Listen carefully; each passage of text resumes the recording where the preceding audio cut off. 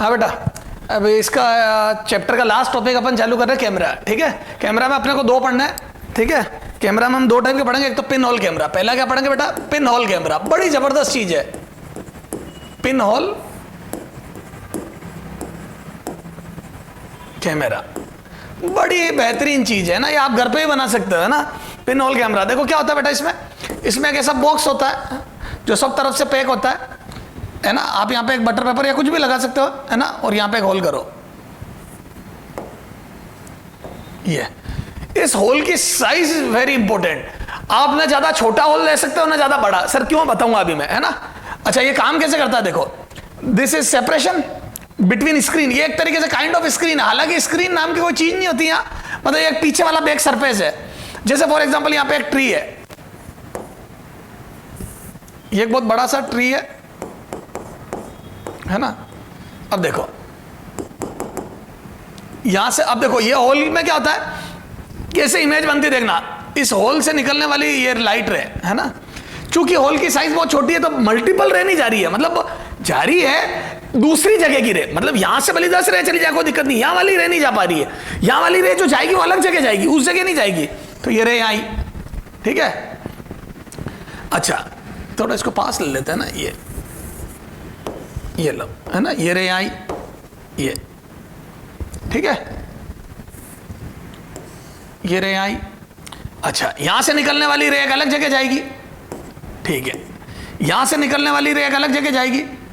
तो क्या मैं बोल दूं हर जगह से, यहां से भले 100 रे निकली पर वो 100 की 100 यहां गई, तो वो तो इसी की इमेज दिखाएगी ना यार, और यहां वाली रे अलग। तो क्या मैं बोल दूं इस होल की साइज को फाइनाइट या बहुत छोटी करने से मेरे को अलग अलग जगह से आने वाली रे अलग अलग जगह मिली, और ये पेड़ की एक उल्टी इमेज बन गई, छोटी उल्टी इमेज बन गई। छोटी बड़ी वो डिपेंड करता है कौन सी डिस्टेंस कितनी है ये।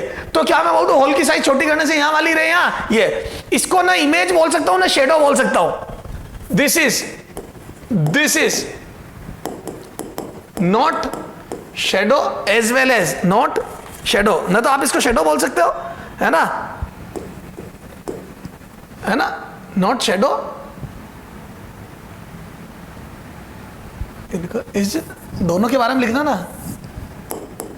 This is neither a shadow nor image. ना तो आप इसको शेडो बोल सकते हो ना इमेज। क्यों?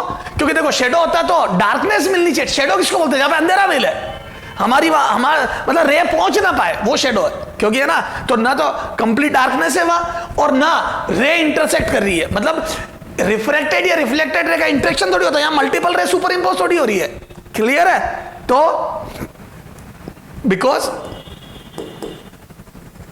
It is not dark and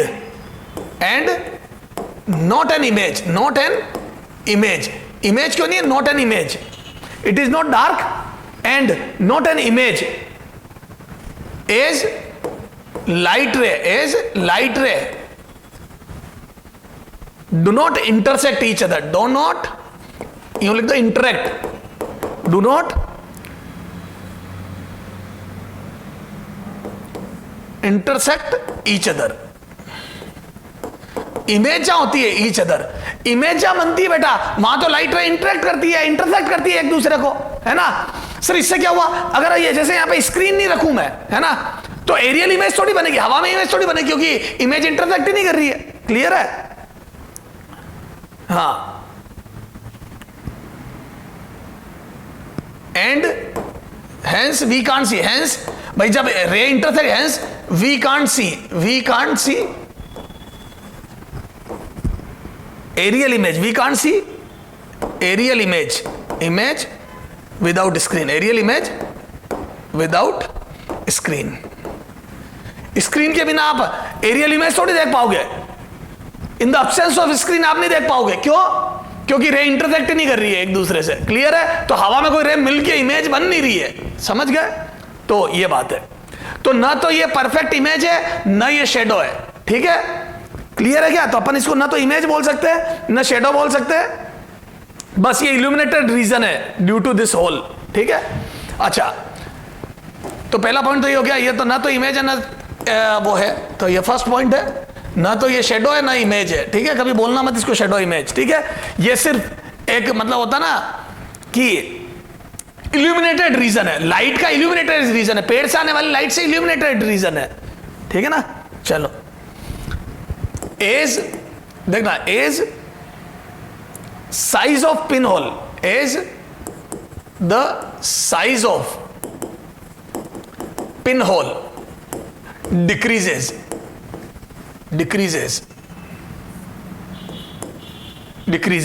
as size of pinhole is reduced करता, decreases, intensity will reduce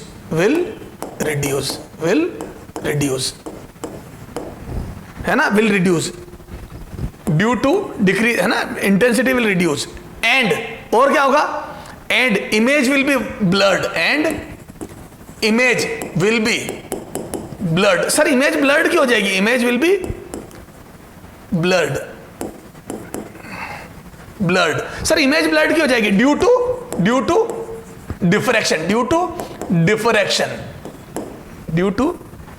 diffraction. Sir ये क्या होता है डिफ्रैक्शन, ये अपन आगे पढ़ेंगे वेव ऑप्टिक्स में, बहुत आसान है ना, ड्यू टू डिफ्रैक्शन इफेक्ट। तो डिफ्रैक्शन इफेक्ट की वजह से इमेज ब्लर्ड हो जाएगी, समझ गए क्या। तो image will be blurred due to diffraction effect, clear है क्या। अच्छा, now if size of hole increases, अगर अपन होल की साइज को बढ़ाएं, increases, intensity will also be increase,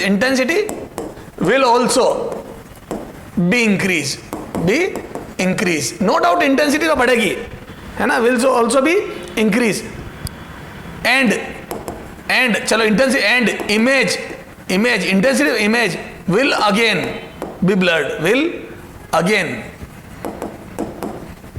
blurred, sir इस बार क्या कारण हो गया, विल अगेन बी ब्लर्ड, क्यों, ड्यू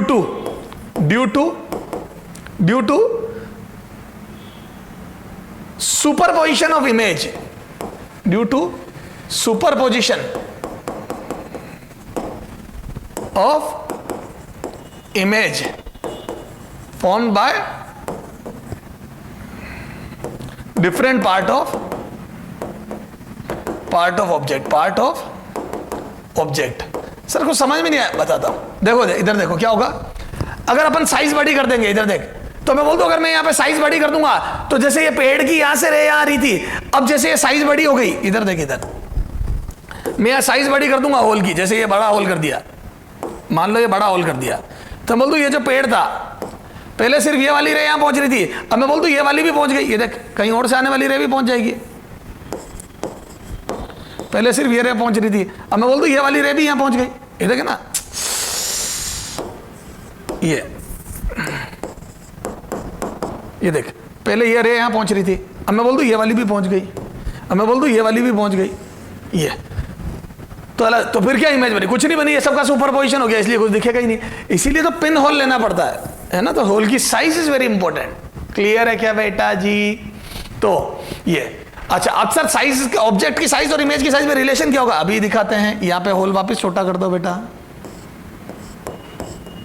ये अब जैसे ये डिस्टेंस ऑफ ऑब्जेक्ट है u and this is distance of image v, ठीक है, ये यहां से एक तरीके से होल हो गया, ये हो गया हाइट ऑफ ऑब्जेक्ट ho है ना, ये and this is height of image hi, ये तो यहां से बोल दूं क्या, ये आ जाएगा कितना, ये थीटा एंगल, ये थीटा, तो यहां से बोल दूं मैं फ्रॉम सिमिलर ट्राइंगल, फ्रॉम इसको first point, similar triangle, from similar triangle, तो यहां से बोल दूं tan theta is equal to height of object upon u is equal to height of image upon v, तो यहां से आ जाएगा height of image upon height of object is equal to v by u, ये हो गया height of image upon height of object is equal to v by you, बहुत simple भैया, तेरी हाइट इमेज अपॉन ऑब्जेक्ट की height बराबर तेरा v upon you, समझ गए, सिमिलर ट्राइंगल है, कुछ नहीं, आप तो एंड टू एंड क्वेश्चन कर लेना, सर इस पे एक न्यूमेरिकल करा दो, तो पिन होल कैमरा में बनने वाली इमेज ना तो शेडो है ना इमेज है, तो क्या है, बस एक इफेक्ट है, जो रेज है, ऑब्जेक्ट से आने वाली रेज का एक होता ना इल्यूमिनेशन है, ठीक है, एक रीजन में पर्टिकुलर, ठीक है। अच्छा, एक आपके न्यूमेरिकल है, ठीक है, एक न्यूमेरिकल करते हैं इस पे। तो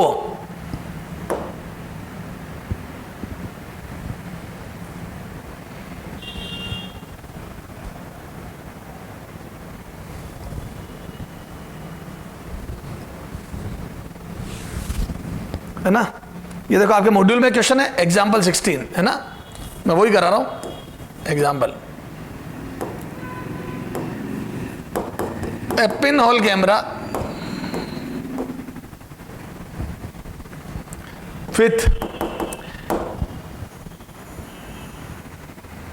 ये 75 सेंटीमीटर जब गया, इसको mm कर देना बेटा। एक करेक्शन है, पेज नंबर 103 पे एग्जाम्पल 16 में ये सेंटीमीटर छपा या mm कर देना। 75 mm high film is to be used, high film is to be used to take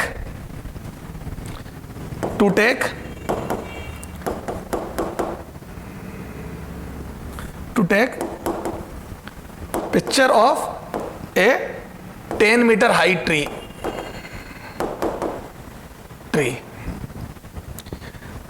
The film is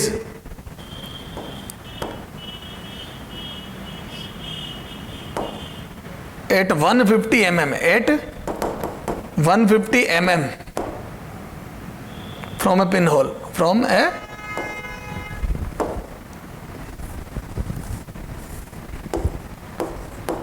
pinhole.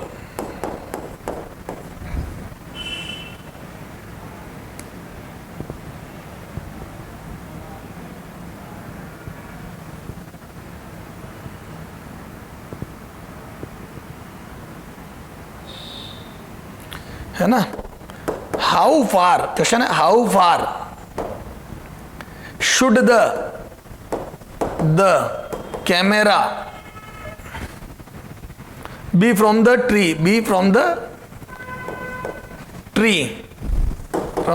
Tree, to take tree, to include the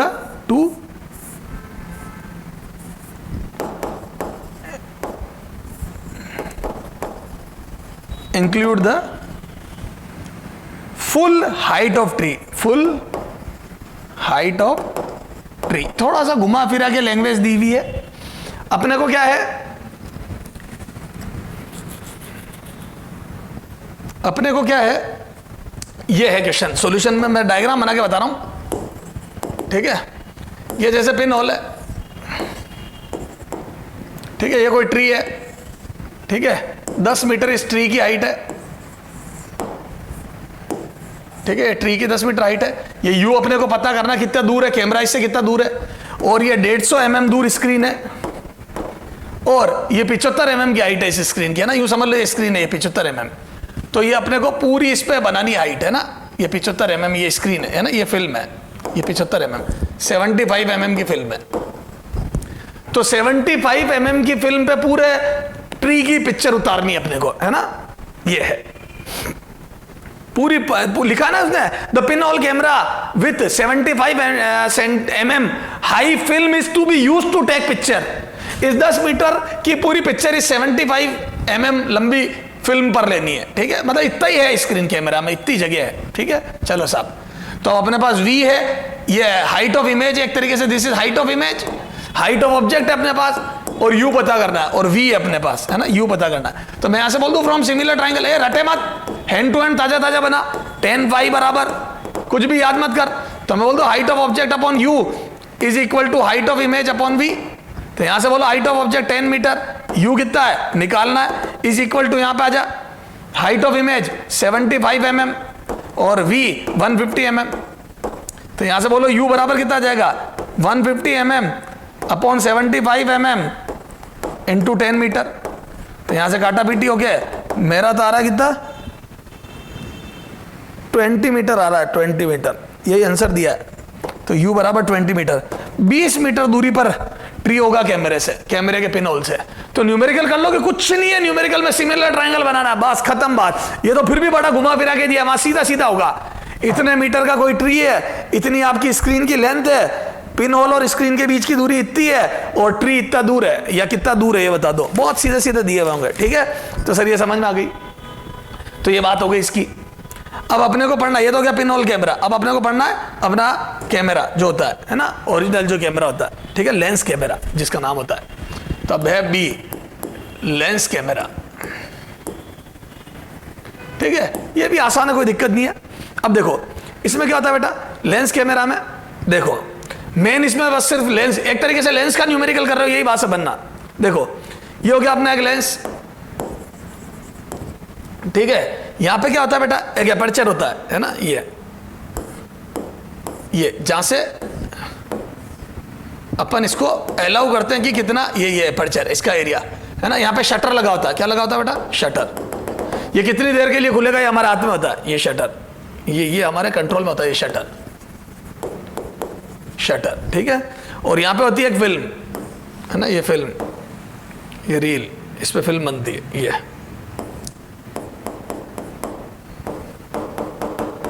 ये film इस जिसपे इमेज बनेगी, ठीक है, ये। और ये पूरा एक बॉक्स होता है, ये कैमरा हो गया, ठीक है। ये कैमरा के अंदर लेंस चीजों को फोकस करता है, और ये एपर्चर है, कितनी रे जाएगी क्या है ये हम डिसाइड करेंगे। और ये शटर है, कितनी देर के लिए खुलेगा ये हम, इसका टाइम हम डिसाइड करेंगे, ठीक है। क्लिक मारेंगे तो शटर ऊपर होगा। और फिल्म, याद है फिल्म पे लाइट गिरते ही फिल्म पे इमेज आ जाती है, तो इसमें लाइट, याद है, अंधेरे में रखा जाता है, इसीलिए इसको तो एक्सपोज कितने टाइम के लिए करना वो। अब यहां पे एक ऑब्जेक्ट है,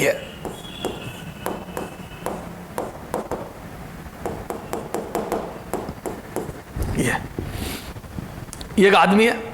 अब देखो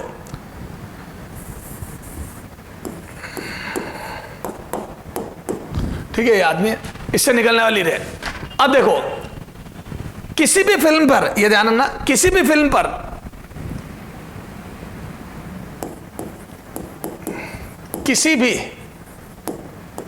पर या फोटोग्राफिक प्लेट कर दो, किसी भी फोटोग्राफिक प्लेट पर फिल्म बनाने के लिए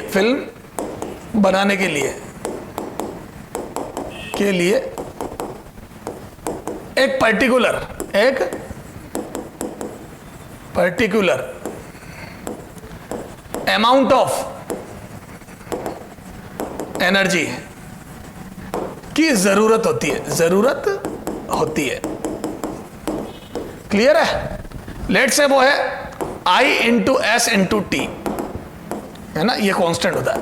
सर ये क्या लिख दिया आपने, बताता हूं। इंटेंसिटी ये हो गई एनर्जी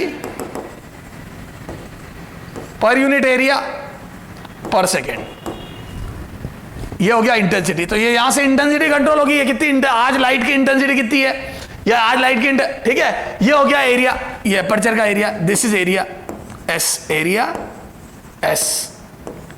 तो ये एरिया, कितने एरिया से वो इंटेंसिटी की लाइट गिरेगी, तो ये, तो मैं बोल दूं ये हो गया यूनिट एरिया पे गिरने वाली लाइट इनटू एरिया, ये हो गया इनटू एरिया, ये area of aperture of cross section, जहां से लाइट एंटर करेगी,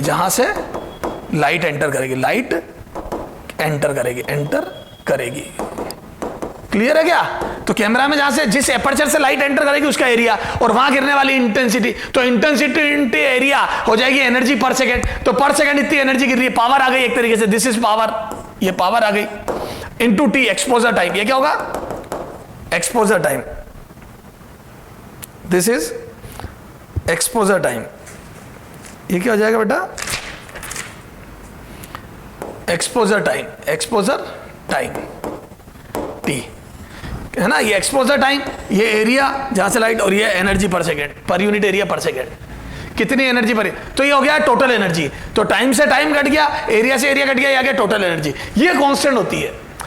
अब कैमरे के जो न्यूमेरिकल होते हैं उसमें कई बार, आज जैसे दिन में फोटो खींच रहा हूं तो इंटेंसिटी फिक्स है, एरिया, ये एरिया, इस एरिया को एफ नंबर से भी आगे बताऊंगा, एफ नंबर से एपर्चर को कंट्रोल करते हैं अपन, एफ नंबर चेंज होगा तो एपर्चर चेंज होगा, एपर्चर चेंज होगा तो एरिया चेंज होगा। इसको मैं ये भी लिख सकता हूं, और करके लिख सकता हूं, और आई डी स्क्वायर टी बराबर कांस्टेंट, है ना, ये एपर्चर या यूं डायामीटर ऑफ क्रॉस सेक्शन हो जाएगा। दिस इज एपर्चर, क्या है, एपर्चर, एपर्चर, है ना, diameter of cross section, diameter of cross section,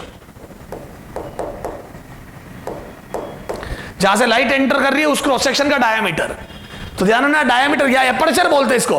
तो एपर्चर डबल कर दिया तो ध्यान रखना एरिया 4 टाइम्स हो जाएगा। एपर्चर ये देखो, ये एपर्चर डबल कर दिया, दिस इज एपर्चर, ये डायामीटर, ये। अगर आपने एपर्चर डबल कर दिया, ध्यान रखना, तो एरिया 4 टाइम्स हो जाएगा जहां से लाइट इंटेंसिटी एंटर करेगी। समझ गए क्या? तो ध्यान रखना, तो जैसे जैसे एपर्चर बढ़ेगा वैसे वैसे क्या हो जाएगा, एरिया उसके स्क्वायर के प्रोपोर्शनल होगा। ये क्लियर है क्या?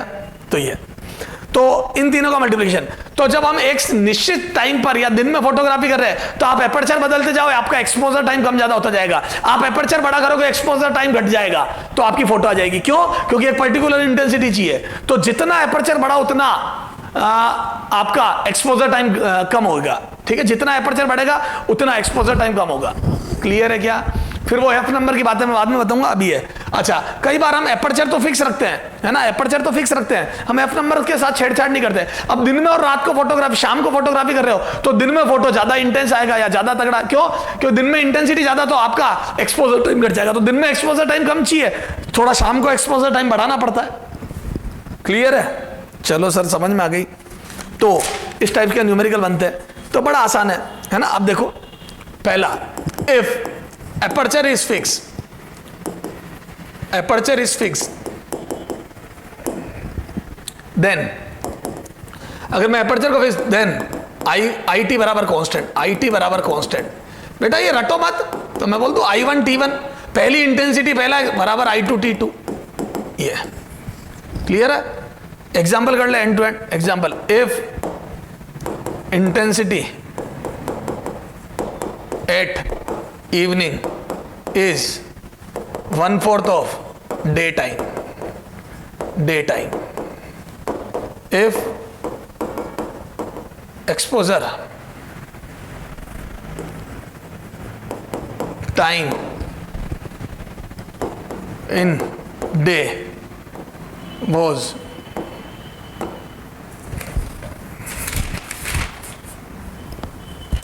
1/200 second,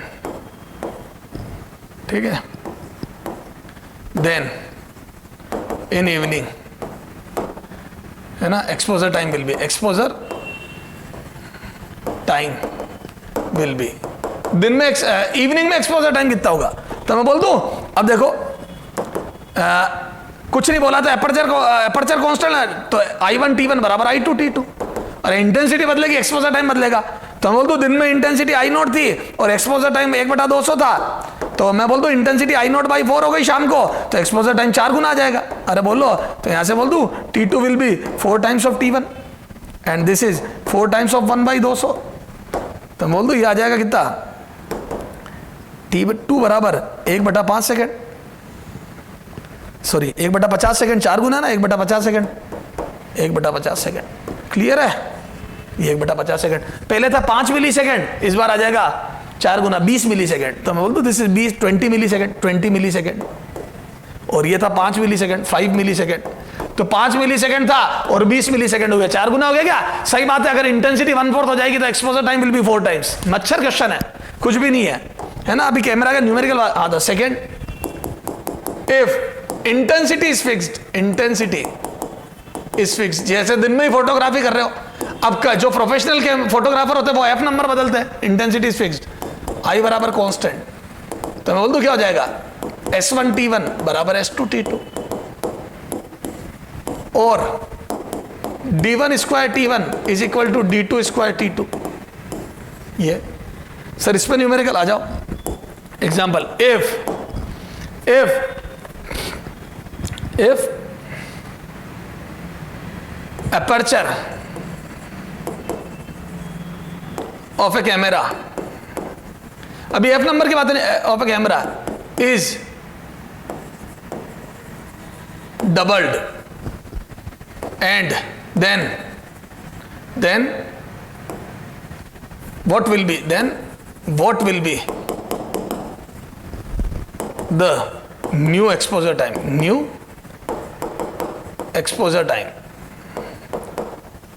if previous exposure time was 1/200 second. वही दे रहा हूं मैं ना, मेरे को डेटा से मतलब नहीं, मेरे को कंसेप्ट से मतलब है। तो क्या मैं बोल दूं, अब अपन जब बात ही एपर्चर की चल रही तो आई कांस्टेंट ले लूंगा, कुछ नहीं बोला था आई कांस्टेंट, तो बोल दूं कि अब एपर्चर, तो यहां से S1T1 बराबर S2T2, और यहां से मैं बोल दूं S0 पुराना एरिया 1/200 पहले एक्सपोजर टाइम था बराबर नया एरिया डबल कर दिया आपने, ट्वाइस ऑफ S0 और ये T2। तो यहां से मैं बोल दूं अगर आपने एरिया डबल कर दिया एक्सपोजर टाइम आधा हो जाएगा, ए देखो इस डबल तो आधा हो जाएगा, तो बोल दूं T2 will be half of पुराना वाला, तो मैं बोल दूं 200 का पुराना वाला 400 मिली, ये 400 सेकेंड। क्लियर है क्या? गलत। सर क्यों गलत? याद है एपर्चर एरिया नहीं होता है, aperture is diameter, aperture is not area. तो सर मैं बोल दूं ये आ जाएगा D1 स्क्वायर T1, ये फॉर्मूला लगेगा, क्योंकि aperture is not area, this is aperture क्या होता है, डायमीटर होता है क्रॉस सेक्शन का। चलो सर, तो मैं बोल दूं ये पहले D था और ये था 1/200, अब आपने क्या कर दिया, इसको 2D कर दिया, एपर्चर इज डबल्ड ये, तो मैं बोल दूं T2 will be 1/4, T2 will be 1/800, 1/4। Clear है? दिस इज द आंसर, ये है ये आंसर। 1/800 आएगा, नॉट 1/400। तो ध्यान रखना aperture is diameter not area. Clear है? ये बहुत कॉमन मिस्टेक है जो बच्चा करता है। सर ये सारी बात तो हमारे समझ में आ गई। तो कभी इंटेंसिटी कांस्टेंट लेनी है, कभी एपर्चर कांस्टेंट लेना है, कभी क्या कांस्टेंट लेना है, बड़े आसान चीज है। क्लियर है? सर कोई दिक्कत नहीं है। अब देखो एक होता है F number, F number, F number क्या होता है बेटा? कैमरे का एफ नंबर, प्रोफेशनल फोटोग्राफर इस लैंग्वेज में बात करते हैं, एफ नंबर। ठीक है? अब इसमें बड़ा कंफ्यूजन होता है बच्चों को। ठीक है? तो ये क्या होता है एफ नंबर?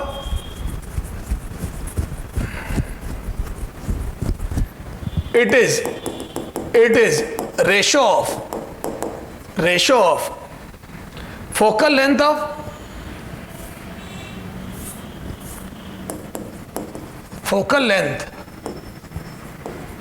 टू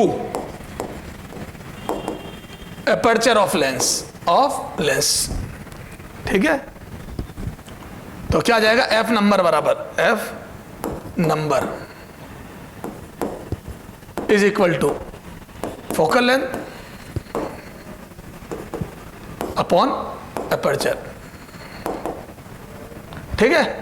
अब यार इसमें क्या होता है, एक लफड़ा हो रहता है। ठीक है? ये बोलते जरूर यूं है लेकिन लिखने का तरीका अलग होता है। तो मैं बोल दूं, चलो फिर भी अपन देखते आगे।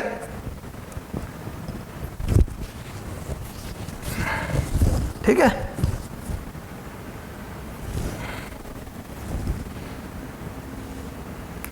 ठीक है?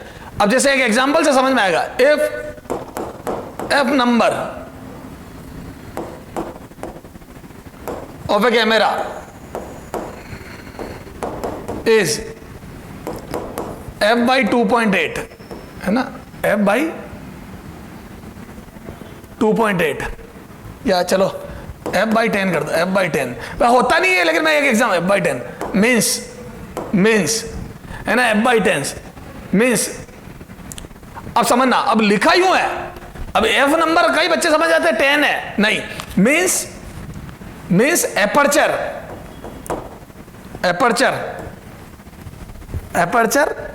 will be 1/10 times of focal length. Aperture will be 1/10 of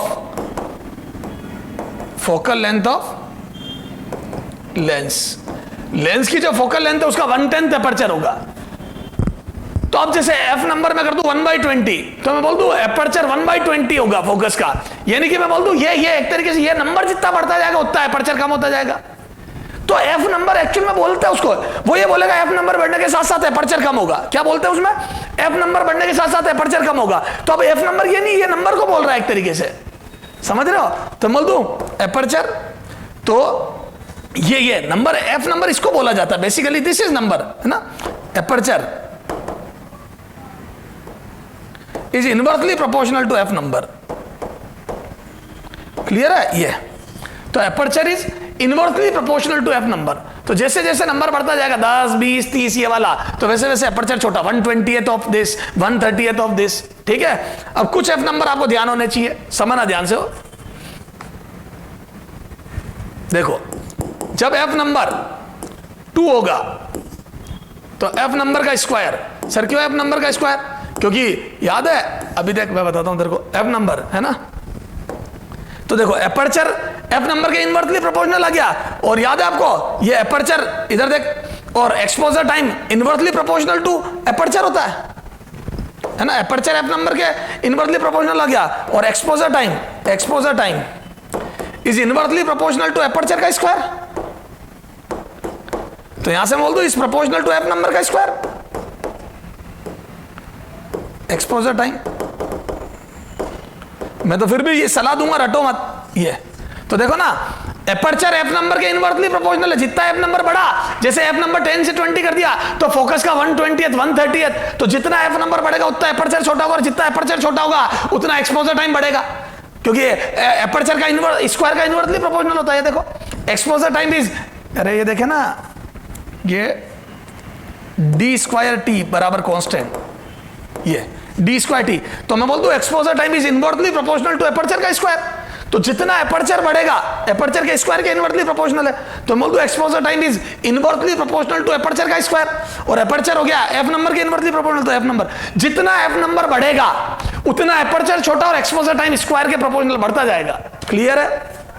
बोलो, तो याद रख लो। तो एफ नंबर 2, तो ये हो जाएगा 2 का स्क्वायर 4, है ना, ये याद रखना है। ये एफ नंबर 2.8, ये एफ नंबर जो प्रैक्टिकली होते हैं, तो मैं इसको बोल दूं 2√2, तो ये आ जाएगा कितना, 2√2 लिखते ही अपने को पता पड़ गया, ये 8 आ जाएगा एफ स्क्वायर। ये याद होने चाहिए, नहीं तो उस दिन 2.8 में तड़पोगे आप। 4, 16, 5.6 अप्रोक्सीमेटली 4√2, तो ये आ जाएगा 32, ये ठीक है, 4√2, सॉरी हाँ 32 आएगा, गलत छप गया, 4 का 16, 16 का 32 यहाँ गलत छप गया, और 8 पे 64, ये मॉड्यूल में उल्टा छप गया बेटा, 32 और 16, ठीक है। ये आपको ये ध्यान होना चाहिए। सर इस पे एक क्वेश्चन करा दो, एक क्वेश्चन करा देता हूं, एग्जाम में आया हुआ है ना, ये देखो example, if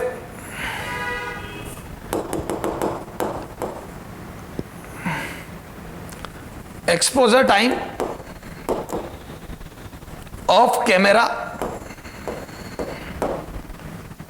lens at f by 2.8 setting, है ना, setting is 1/200 second, 1/200 second, then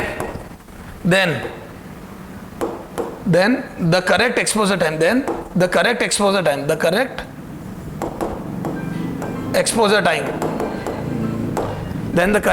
time at f upon 5.6 setting will be, ठीक है। सॉल्यूशन, तो exposure time for camera for f upon 2.8 setting is 1/200 second, तो f upon 5.6 सेटिंग पर कितना होगा exposure time? Clear है? तो यहां से देखो,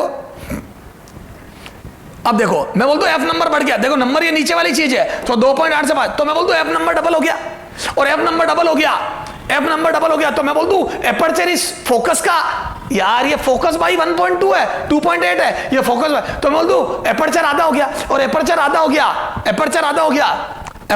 हो गया, तो एरिया 1/4 हो गया, एपर्चर आधा से क्रॉस सेक्शनल एरिया 1/4 हो गया, तो एक्सपोजर टाइम 4 टाइम्स आ जाएगा। ये देखो मैं बोल दूं एक्सपोजर टाइम, अगर जिनको रटना पसंद है तो मैं बोल दूं exposure time is proportional to F number का स्क्वायर। ये देखो, और ये एफ नंबर है, ये 2.8, और ये, तो बोल दूं T2 अपॉन T1 पुराना, नया एक्सपोजर टाइम अपॉन पुराना, तो नया F number 2 upon F number 1 का स्क्वायर। एफ नंबर 2 कितना है, तो ये T2 अपॉन पुराना 1/200, चलो T2 इज इक्वल टू नया एफ नंबर है 5.6, पुराना एफ नंबर है 2.8 का स्क्वायर इंटू एक्सपोजर टाइम पुराना था 1/200 सेकेंड। तो यहां से कितना आ जाएगा T2 बराबर, तो आ जाएगा 4 गुना, तो 1/50 सेकेंड। क्लियर है? तो 1/50 सेकेंड, या मैं बोल दूं 0.02 सेकेंड, तो 0.02 second is the answer. 0.02 second is the answer. Clear है क्या? तो F नंबर ये नीचे वाला नंबर होता है ध्यान रखना, 2.8 5.6। क्लियर है? चलो